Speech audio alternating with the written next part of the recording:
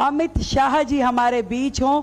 मैं समझती हूं कि इससे बड़ा कार्यक्रम मैंने राजभाषा के सम्मान में अभी तक नहीं देखा। एक बार जोरदार तालियों से वंदन करें हम अपनी राजभाषा के लिए भी और अपने शीर्ष नेतृत्व के लिए भी, जिन्होंने राजभाषा बनने के बाद भी हिंदी जिस तरीके से हमारे विभागों में उसका उपयोग इतना नहीं था, फाइलें फिर भी अंग्रेजी भाषा में ही चलती थी।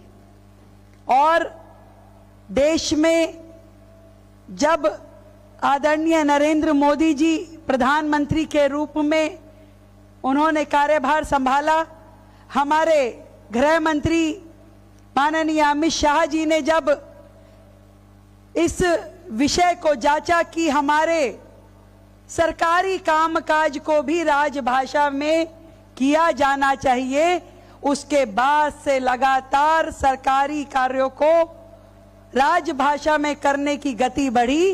उसके लिए मैं आपको बहुत बहुत साधुवाद देना चाहती हूं। आज अनेकों गणमान्य व्यक्ति इस सभागार में उपस्थित हैं और वरिष्ठ जन मंच पे भी हैं। मैं तो इतनी बात कहना चाहती हूं कि राजभाषा विभाग अपनी स्थापना का स्वर्ण जयंती वर्ष जो मना रहा है, ये सच में एक हमारे लिए ऐसा मौका है जब हम इस बात का एहसास करें कि भाषा केवल एकमात्र संवाद का जरिया नहीं है, ये एकता को मजबूत करने वाला एक वो धागा भी है जिससे पूरा देश आपस में बंधा हुआ है। भारत जहां के बारे में ये मशहूर है कि कोस कोस पे पानी और हर 4 कोस पे वाणी बदल जाती है। 22 भारतीय भाषाएं देश में है। हर भाषा का अपना सम्मान हो और राष्ट्रभाषा का पूरे देश में सम्मान हो, इसके लिए हमारी सरकार ने कार्य किया। और मुझे अत्यंत खुशी है कि जिस प्रकार से हिंदी भाषा न केवल देश में बल्कि विदेशों में भी उपयोग में आ रही है, इससे हमारा गौरव और अधिक बढ़ जाता है। किसी भी देश की मौलिक सोच और सृजनात्मक अभिव्यक्ति का सही मायने में यदि कुछ माध्यम है तो वो भाषा होती है। और हिंदी हमारी वो प्रिय भाषा है जो हमारी संस्कृति को, हमारी सभ्यता को और संस्कारों को जोड़ के रखती है। आज ऐसा अवसर जब हम अपनी राजभाषा की आगे की और बढ़ने की गति पे विचार करें तो मैं समझती हूं कि सरकार ने जो कार्य किए हैं, आदरणीय प्रधानमंत्री जी ने जो कार्य किए, हमारे गृह मंत्री जी ने जो कार्य किए हैं, विशेष रूप से शिक्षा नीति में जिस तरीके से अपनी मातृभाषा में पढ़ाई करने को बढ़ावा मिला है, हजारों हजार लोगों को इससे और अधिक आगे आने का मौका मिल पाएगा। आज उच्च शिक्षा में भी किताबों को मातृभाषा में पढ़ने का अवसर हमें मिल रहा है। अनेकों व्यक्ति जो गांव की पृष्ठभूमि से आगे आते हैं और अपनी मातृभाषा में, अपनी राजभाषा में ही अपने आप को सहज महसूस करते हैं, उनके लिए इससे बड़ा कोई अवसर नहीं हो सकता।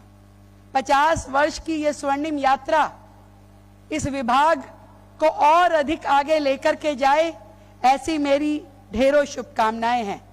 और विशेष रूप से आदरणीय गृह मंत्री जी के बारे में जितना मुझे ज्ञान है, आप अनेकों भाषाओं के ज्ञाता हैं।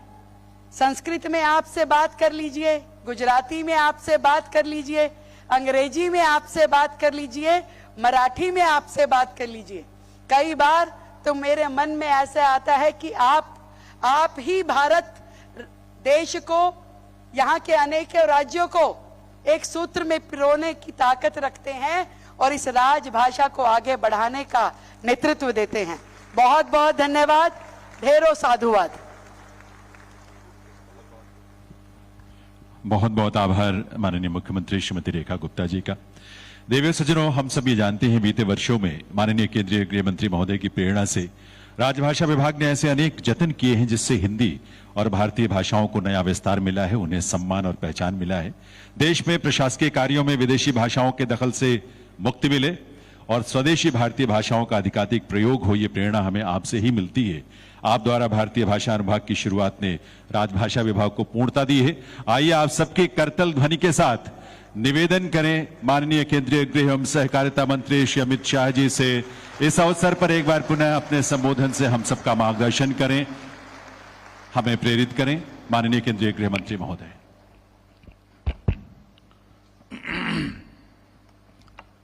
मेरे साथ इस गौरवमयी कार्यक्रम में मंच पर उपस्थित दिल्ली प्रदेश की मुख्यमंत्री बहन रेखा गुप्ता जी,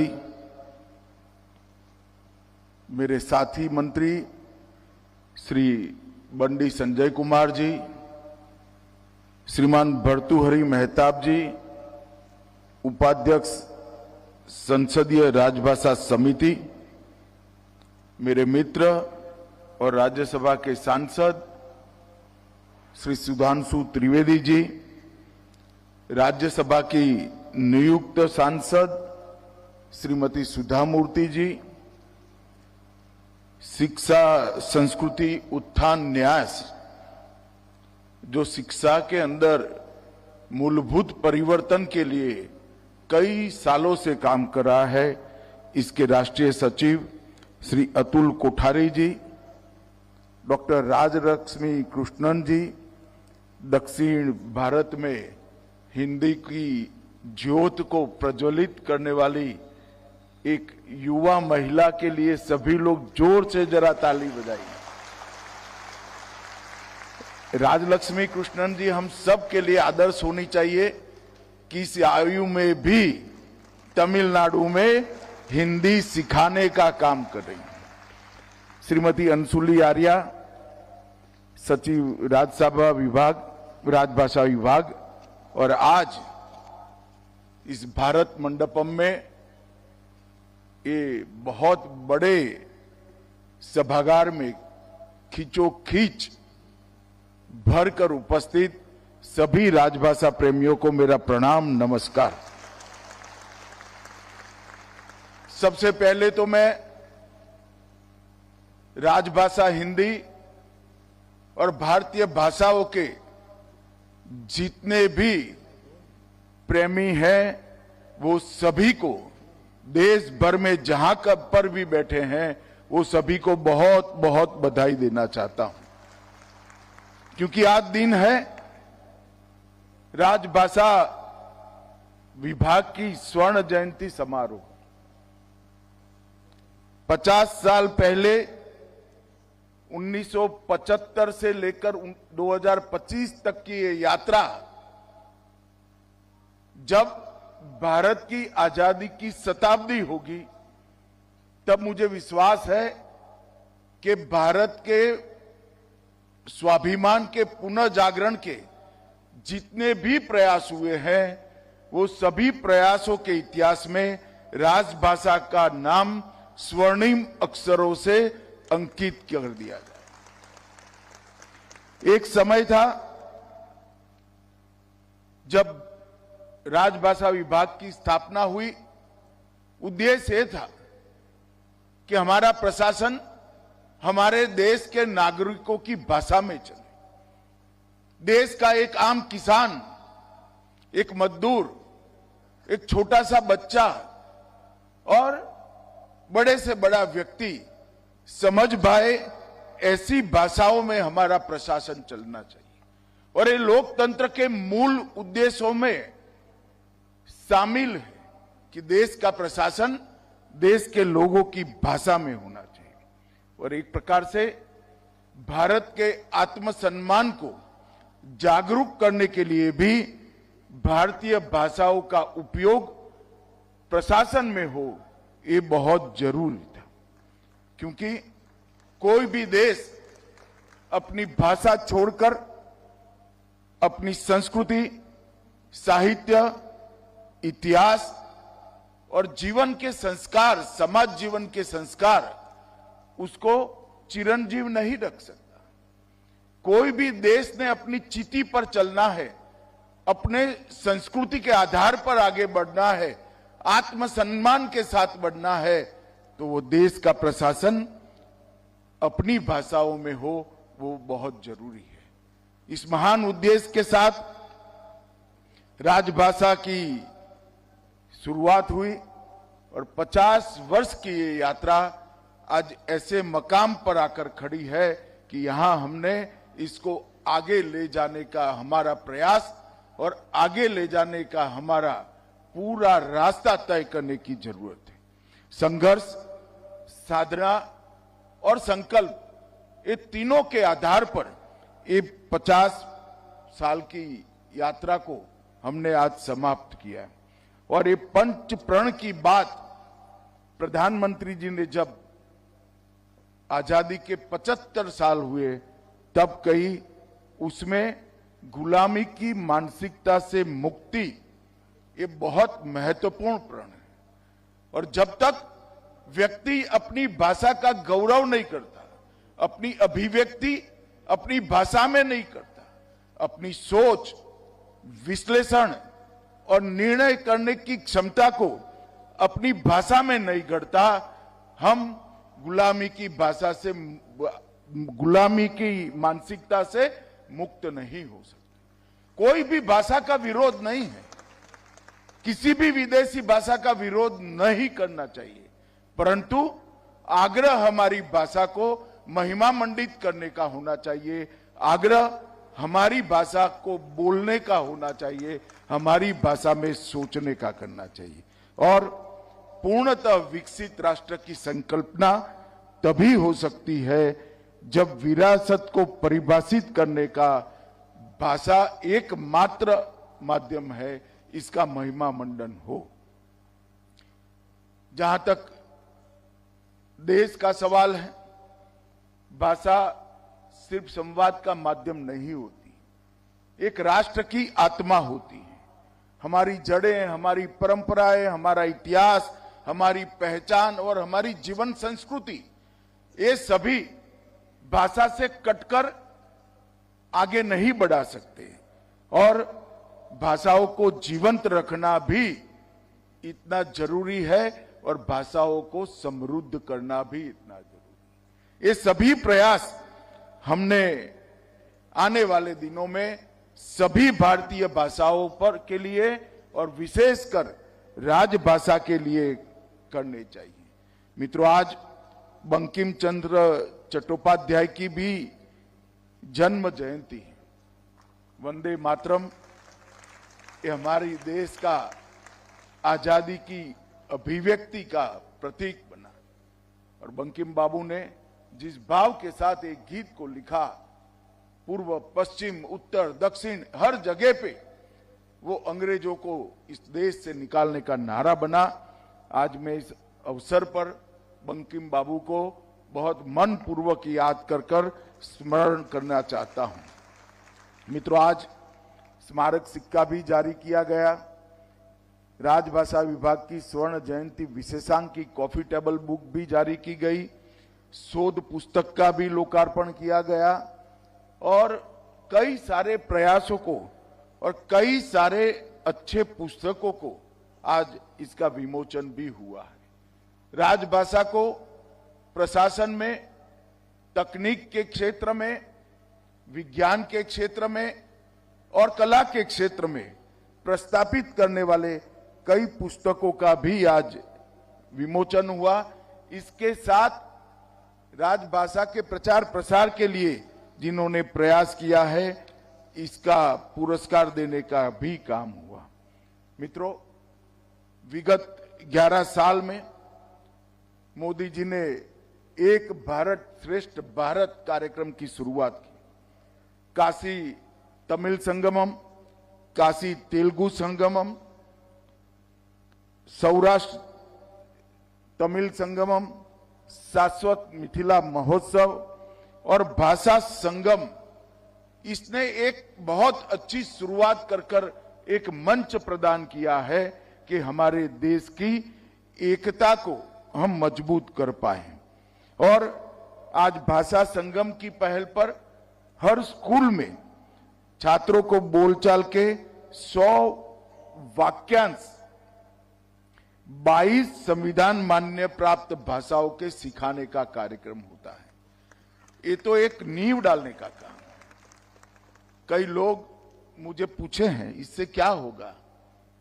मैं उनको कहना चाहता हूं, जब वटवृक्ष का कोई बीज बोता है तब वटवृक्ष दिखाई नहीं पड़ता है, मगर 50 साल के बाद जब वटवृक्ष बड़ा होता है, सालों तक प्रकृति और पृथ्वी की सेवा करने का काम करता है। आज भाषा संगम की पहल जो शुरू हुई है, मुझे पूरा विश्वास है कि यह आने वाले दिनों में भारतीय भाषाओं की संजीवनी बनेगा, एक वट वृक्ष बनकर आगे बढ़ेगा। मित्रों, कई सारे वक्ताओं ने कई सारी चीजें कही हैं, मगर मैं राजभाषा विभाग के 3 प्रयासों को आपके सामने रखना चाहता हूं। सबसे पहला प्रयास है, हमने एक हिंदी शब्द सिंधु की रचना की। हिंदी शब्द सिंधु एक प्रकार से राजभाषा को स्वीकृत, लचीली और संपूर्ण बनाने का प्रयास है। यहां कई सारे हिंदी के विद्वान बैठे हैं, इनका आग्रह होगा कि हिंदी को ही प्राधान्य मिलना चाहिए, हिंदी को शब्द पर ही आग्रह करने चाहिए। मगर मेरा मानना है किसी भी भाषा को कभी भी समृद्ध करने से हमें रुकना नहीं चाहिए और इसमें परहेज नहीं होना चाहिए। और आम बोलचाल के शब्द चाहे किसी भी भाषा के हो, एक बार हिंदू शब्द सिंधु में आ जाते हैं, आप डरिए मत, आने वाले दिनों में वो शब्द हिंदी के शब्द के रूप में ही प्रतिष्ठित होगा, चाहे किसी भी भाषा। इसलिए सभी भारतीय भाषाओं के शब्द जहां शून्यावकाश है वो शब्द के बारे में, वो शब्दों को हिंदी शब्द सिंधु इस शब्द सिंधु के अंदर संग्रहित करेगा और आने वाले दिनों में हिंदी को लचीली भी बनाएगा, समृद्ध भी बनाएगा। और 2 शब्द सिंधु अब तक प्रकाशित हुए, 2 संस्करण प्रकाशित हुए हैं। अब तक 6,10,000 शब्द हिंदी में हमने इसका एक शब्दकोश बनाने का काम किया है। और ये आने वाले दिनों में हिंदी को न केवल समृद्ध करेगा, अन्य भारतीय भाषाओं के प्रचलित शब्द आने से अन्य भारतीय भाषाओं से भी जोड़ेगा। तकनीक और विज्ञान के शब्द समाहित करने से हिंदी का तकनीक और विज्ञान के क्षेत्र में, मेडिकल साइंस के क्षेत्र में उपयोग करने में भी बड़ी सरलता होगी।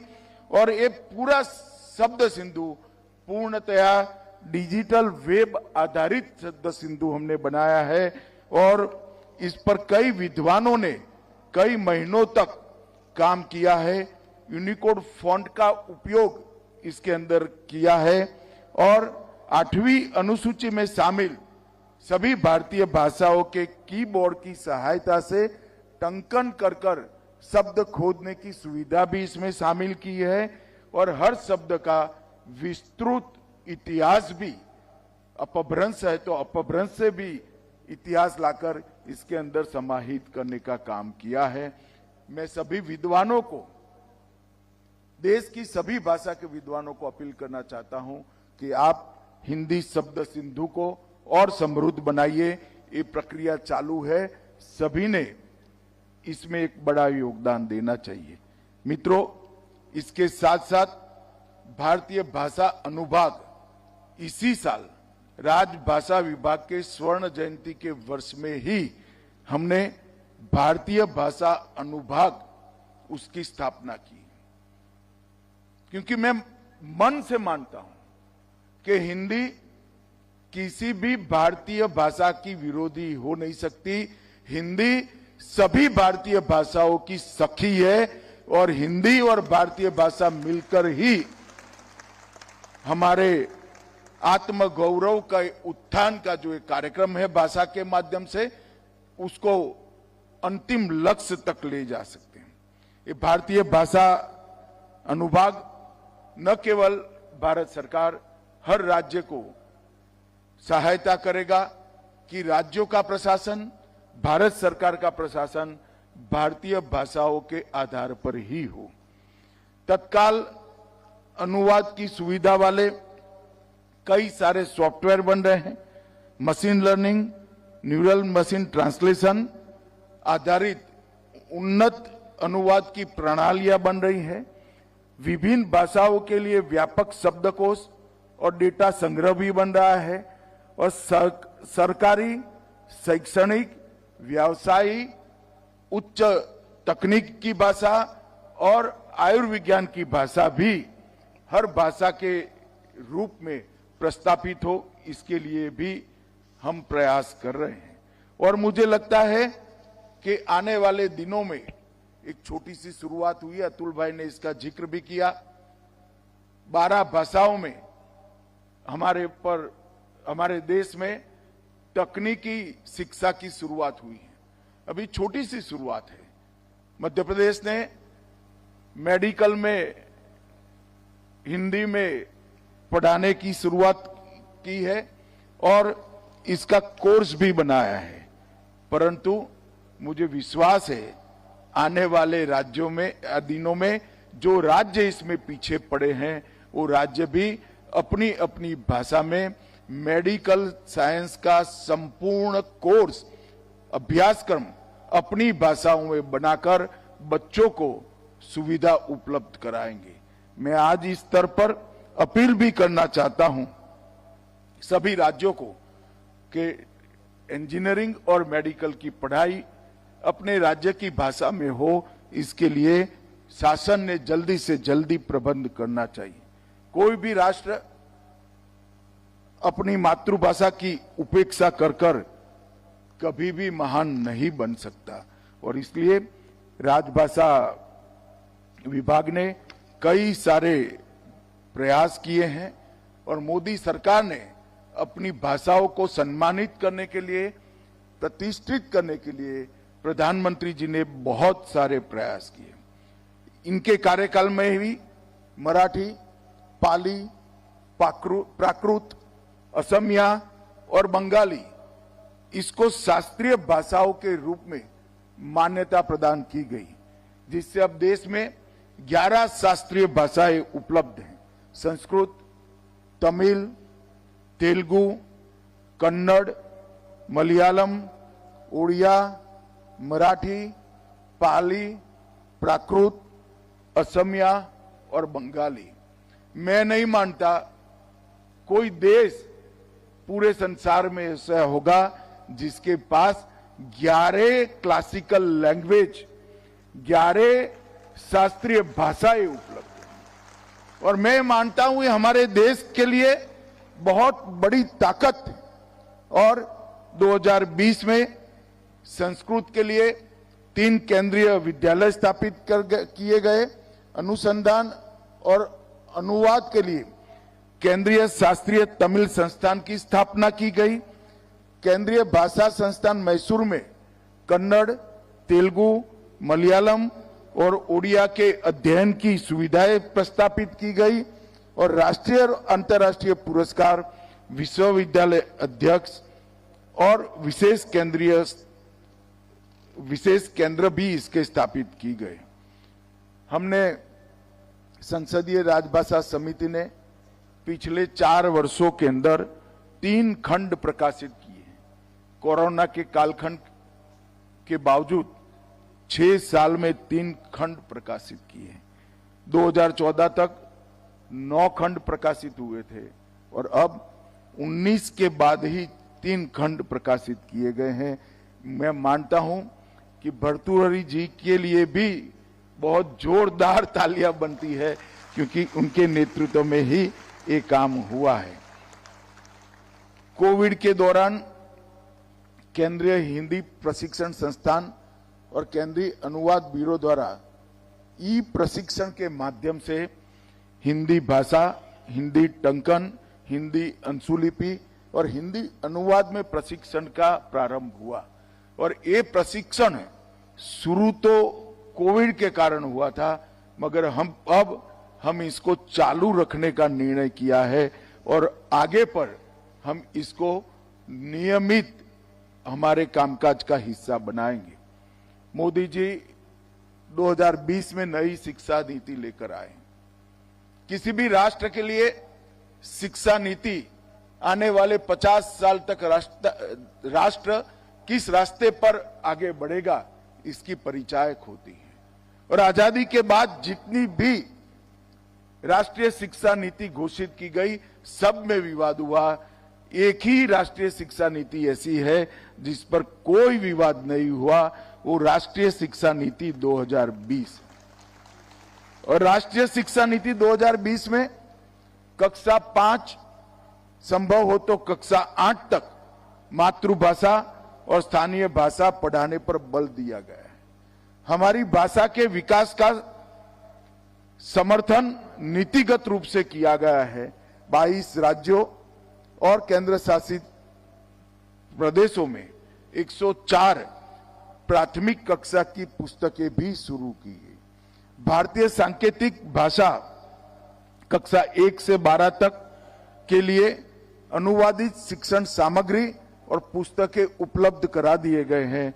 200 से अधिक टीवी चैनल 29 भाषाओं में शैक्षिक सामग्री को प्रदान करते हैं। दीक्षा प्लेटफॉर्म से 133 बोलियों में 3,66,000 से अधिक ई सामग्री उपलब्ध कराई है, जिसमें 7 विदेशी भाषाएं भी हमने रखी हैं। और मैं मानता हूं मित्रों, राष्ट्रीय शिक्षा नीति का ये जो इनिशिएटिव है, आने वाले दिनों में राजभाषा और भारतीय भाषा दोनों के लिए बहुत सहाय रूप होगा। जेईई, नीट, सीयूईटी ऐसी कई भाषाओं को अब 13 भाषाओं में इसकी परीक्षा ली जाती है। पहले कभी भी सीएपीएफ के कांस्टेबल की भर्ती में अंग्रेजी या हिंदी में ही आप कर सकते हैं। हमने इसको लचीला बनाकर हमने 13 भाषाओं को इसके परीक्षा देने की अनुमति दी। और आज मुझे कहते हुए आनंद है कि 95% परीक्षार्थी अपनी मातृभाषा में कांस्टेबल का परीक्षा दे रहे हैं। 95%। यही बताता है कि आने वाले दिनों में भारतीय भाषाओं का भविष्य कितना उज्जवल है। मित्रों, आज 50 साल हो रहे हैं स्वर्ण जयंती मनाने के लिए हम इकट्ठा हुए हैं। आज एक प्रकार से 50 साल की यात्रा का विहंगावलोकन का भी दिन है और आने वाले 50 साल का एक प्रकार से पथ रास्ता तय करने का भी दिन है। भारतीय राजभाषा, भारत सरकार के राजभाषा विभाग ने तय किया है कि हम आने वाले दिनों में हमारे अनुभाग, भारतीय भाषा अनुभाग के माध्यम से भारतीय भाषाओं को किशोरों की और युवाओं की भाषा बनाएंगे। हमारे किशोर और युवा भारतीय भाषा का उपयोग बढ़ाए, इसके लिए ये विभाग काम करेगा। भारतीय भाषाओं को न केवल केंद्र सरकार, राज्य सरकार में भी भारतीय भाषाओं का सरकारी कामकाज में ज्यादा से ज्यादा उपयोग हो, इसके लिए हम राज्यों का संपर्क भी करेंगे, उनको समझाने का और मनाने का प्रयास भी करेंगे। और सबसे बड़ी बात, विगत कुछ दशकों में भाषा को, भारत को तोड़ने का एक जरिया बनाया गया था, तोड़ नहीं पाए हैं, मगर प्रयास जरूर हुआ था। हमें सुनिश्चित करेंगे कि हमारी भाषाएं भारत को जोड़ने का सशक्त माध्यम बने, इसके लिए राजभाषा विभाग काम करेगा। मुझे विश्वास है मोदी जी के नेतृत्व में जो नींव डल रही है, वो नींव 2047 में एक महान भारत की रचना करेगी और महान भारत की रचना के मार्ग में हमारी भारतीय भाषाओं को उन्नत बनाएंगे, समृद्ध बनाएंगे, इसकी उपयोगिता बढ़ाएंगे और भाषाओं के माध्यम से हमारा समाज जीवन का आत्मगौरव पुनः प्रस्थापित कर हम महान भारत की रचना की दिशा में अग्रसर होंगे, इसका मुझे विश्वास है। आज इस सभागार में ढेर सारे विद्वान आए हैं, ढेर सारे हिंदी प्रेमी भी आए हैं, वो सभी को मनपूर्वक प्रणाम कर मेरी बात को समाप्त करता हूं। वंदे मातरम। बहुत बहुत आभार माननीय केंद्रीय गृह एवं सहकारिता मंत्री श्री अमित शाह जी का उनके इस प्रेरक संबोधन के लिए।